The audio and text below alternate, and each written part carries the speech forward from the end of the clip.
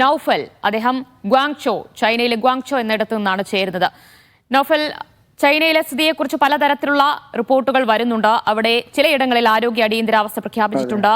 പലയിടങ്ങളിലും human മെറ്റാന്യൂമോ virus അത് പടർന്നു പിടിക്കുന്നു എന്ന തരത്തിലുള്ള ഭീതിതമായ വാർത്തകളൊക്കെയാണ് കേൾക്കുന്നത്. എന്താണ് യാഥാർത്ഥ്യം? താങ്കൾ നിൽക്കുന്ന പ്രദേശത്തൊക്കെ അങ്ങനെ ഏതെങ്കിലും തരത്തിലുള്ള മുൻകരുതൽ നടപടികളിലേക്കൊക്കെ ഭരണകൂടം കടന്നിട്ടുണ്ടോ?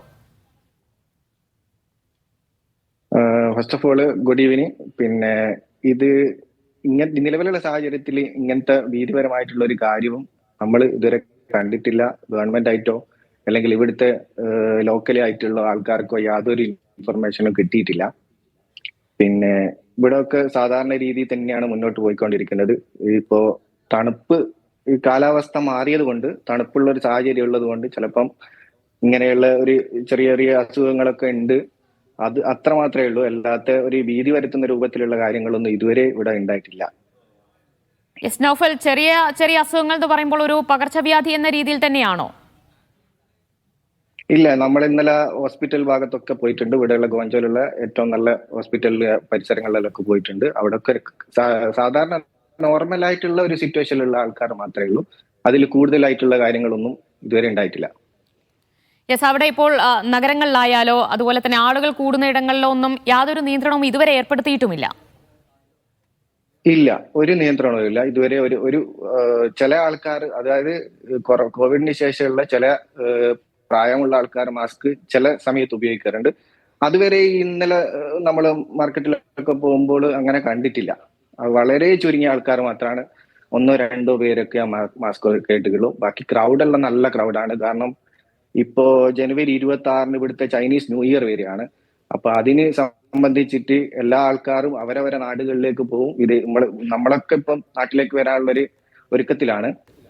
പിന്നെ അപ്പൊ നല്ല തിരക്കാണ്. മുന്നേ ഒരു മാസം മുമ്പിട്ടുള്ള തിരക്കല്ല ഇപ്രാവശ്യം ഗോഞ്ചോ മാർക്കറ്റിലൊക്കെ ഉള്ളത്. ഭയങ്കര തിരക്കാണ്. അപ്പൊ അവിടെ ഒന്നും യാതൊരു എന്താ പറയാ ഒരു സിറ്റുവേഷനോ കാര്യങ്ങളോ ഒന്നുമില്ല. അപ്പോൾ ഈ പുറത്തു വരുന്ന വാർത്തകളെല്ലാം അടിസ്ഥാനരഹിതമാണെന്ന് തന്നെ പറയേണ്ടി വരും.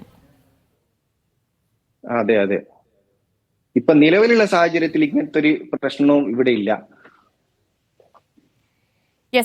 താങ്കൾ എത്ര നാളായി അവിടെ ചൈനയിൽ എത്തിയിട്ട്? കുറെ വർഷങ്ങളായോ?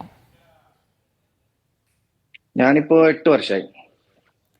ഇങ്ങനെയുള്ള വാർത്തകൾ ഇപ്പോൾ സോഷ്യൽ മീഡിയകളിലും മാധ്യമങ്ങളിലടക്കം വരുന്നത് താങ്കളും ശ്രദ്ധിച്ചു കാണുമല്ലോ. അപ്പോൾ ഇത് സംബന്ധിച്ച അധികാരികളോ അല്ലെങ്കിൽ ആരോഗ്യ രംഗത്ത് പ്രവർത്തിക്കുന്നവരുമായോ ഒക്കെ സംസാരിക്കാനോ ബന്ധപ്പെടാനോ ശ്രമിച്ചിരുന്നു? ഇല്ല, അതിനെപ്പറ്റിയൊന്നും ഇതുവരെ ആരും അങ്ങനെ ബന്ധപ്പെടാനും നോക്കിയിട്ടില്ല. ഇപ്പൊ ആദ്യമായിട്ടാണ് മീഡിയ വൺ ആയിട്ടുള്ള ഒരു ചർച്ചയിൽ വരുന്നത്. ഈ വാർത്തകൾ ശ്രദ്ധിച്ചു കാണുമല്ലോ അല്ലേ? അതെ അതെ. ഈ അവിടെ ആശുപത്രികളൊക്കെ പോയാലും ഏതെങ്കിലും തരത്തിലുള്ള നിയന്ത്രണങ്ങളോ നിർദ്ദേശങ്ങളോ അങ്ങനെ എന്തെങ്കിലും നൽകുന്നുണ്ടോ?